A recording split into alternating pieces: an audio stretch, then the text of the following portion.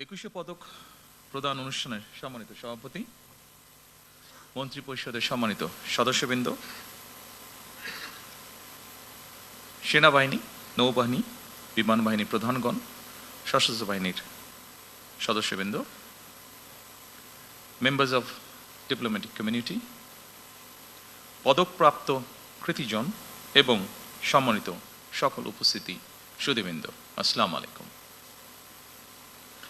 আজকের এই মহতী অনুষ্ঠানে এমন কিছু কৃতিমান ব্যক্তিত্ব উপস্থিত হয়েছেন যারা শিক্ষা, সংস্কৃতি, শিল্পকলার বিভিন্ন শাখায় অবদান রেখে নিজ গুণে সমাদৃত হয়েছেন। আমি অনুষ্ঠানের শুরুতেই এই কৃতিমানদের জানাই আন্তরিক অভিনন্দন। রাজনীতিবিদগণ রাষ্ট্র পরিচালনার দায়িত্বে থাকলেও একজন রাজনৈতিক কর্মী হিসাবে আমি বিশ্বাস করি জ্ঞানী গুণীজন দিক নির্দেশনার ভূমিকা পালন করে থাকেন।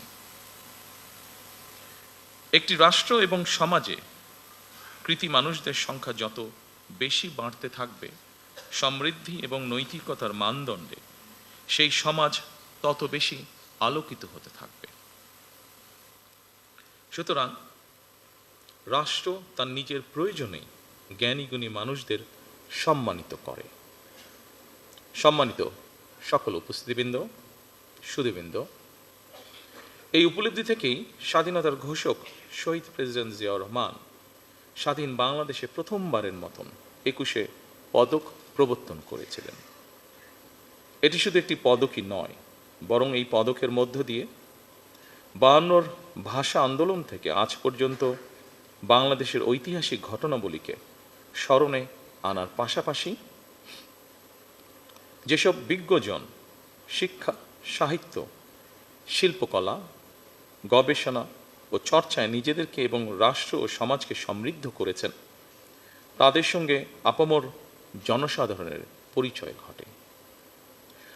শুরুতেই 3টি বিষয় পুরস্কার প্রদানের মাধ্যমে 1976 সালে রাষ্ট্রীয় সম্মাননা পুরস্কার 21শে পদকের যাত্রা শুরু হলেও বর্তমানে ভাষা আন্দোলন, মুক্তিযুদ্ধ, শিক্ষা, গবেষণা, শিল্পকলা, বিজ্ঞান ও প্রযুক্তি সহ সম্ভবত কমপক্ষে 12টি ক্ষেত্রে বিশেষ অবদানের জন্য এই সম্মাননা দেওয়া হচ্ছে। এটি নিঃসন্দেহে একটি ইতিবাচক অর্জন। জ্ঞান, বিজ্ঞান কিংবা সাহিত্য চর্চার ধারা আরও শানিত এবং বিকশিত হোক, এই প্রত্যাশা করছি আমরা সকলে। শিক্ষা, গবেষণা এবং শিল্প সাহিত্যের চর্চাকে আরও বেগবান করতে রাষ্ট্র এবং সরকার তার দায়িত্ব অবশ্যই পালন করবে। আমি বিশ্বাস করি শিক্ষা, গবেষণা এবং শিল্প সাহিত্য চর্চাকে রাজনীতিকরণ করা কখনোই সভ্য সমাজের পরিচায়ক নয়।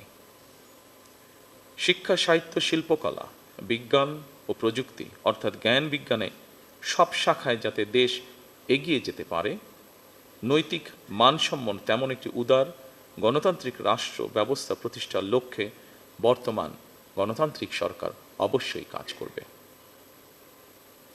আমাদের এই যাত্রায় দেশের বিজ্ঞজনদের দিক নির্দেশনা অবশ্যই প্রত্যাশিত।